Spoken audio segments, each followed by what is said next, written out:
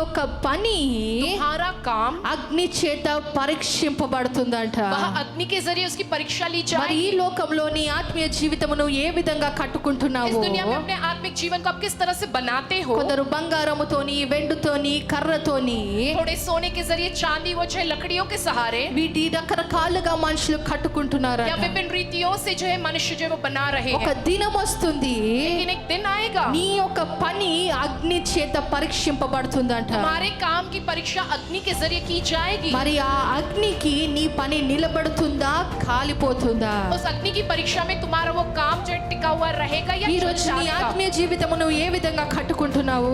आज के दिन अपने आत्मिक जीवन को तुम किस तरीके से बनाते हो, संवारते हो? అగ్ని చేత కాల్చబడుతుందా నిలబడుతుందా? अग्नि के जरिए जला दिया जाएगा या अग्नि के जरिए वो टिका हुआ रहेगा? కొందరు కట్టినవి అగ్ని చేత కాల్చివేయబడతాయంట. थोड़ों ने जो बनाया वो उस अग्नि के जरिए जला दिया जाएगा। మరి ఈ రోజు फिर आज మన పరిస్థితి ఏంటి? हमारी परिस्थिति क्या है? ఎటువైపు నిలబడి ఉన్నాము? किस और हम खड़े हुए हैं? మనము చేసే ఈ యొక్క కట్టడ ఏ విధముగా ఉంది? हम जो इस कानून का पालन करते हैं किस तरीके से हम करते हैं? నీ ఆత్మీయ జీవితము हमारा आत्मिक ఏ जीवन విధముగా ఉండాలంట?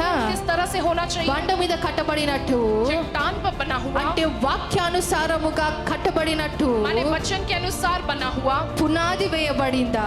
जय क्या उसकी बुनियाद उस तरह से डली है? యేసుక్రీస్తు అనే పునాది మీద కట్టబడి ఉందా? यीशु मसीह नामक बुनियाद पर क्या वो बनी है? లేకపోతే नहीं तो। ఈ లోకానుసారమైన పునాది మీద కట్టబడి ఉందా? या इस दुनियादारी के अनुसार की बुनियाद पर बनी है? యేసుక్రీస్తు అనే పునాది వేయబడితే यीशु मसीह के नाम क्या को बुनियाद डली है तो దేనికి పడిపోకుండా నిలబడతావు. किसी भी बात में नहीं गिरोगे, आप जो है स्थिर खड़े रहोगे। మనము కూడా तो फिर हम भी ఏ విధముగా జీవిస్తున్నాము? किस तरह से हम जी रहे हैं? అట్టి వారికి శ్రమ అని వాక్యములో రాస్తుంది. ऐसे लोगों पर दुख आवेगा क्योंकि वचन कहता है ఏదైతే నీడ మనకు చూపిస్తుందో जो छाया जो हमको दिखाया जा ఈ रहा రోజు है అదే నూతన నిబంధన మనకు నేర్పిస్తుంది. वही हमको ये नया नियम ये सिखाता है అట్టి వారిగా జీవించకండి. कि उस तरह से वैसे लोगों की तरह ना जियो। तो దేవుని రాకడ త్వరలో ఉంది కాబట్టి खुदा का आगमन बहुत ही निकट है, మన इसलिए జీవితము हमारा जीवन వాక్యం అనే పునాది మీద కట్టబడినట్టు ఉండాలి. वचन नामक बुनियाद पर बनी हुई होनी चाहिए। గాలివానకు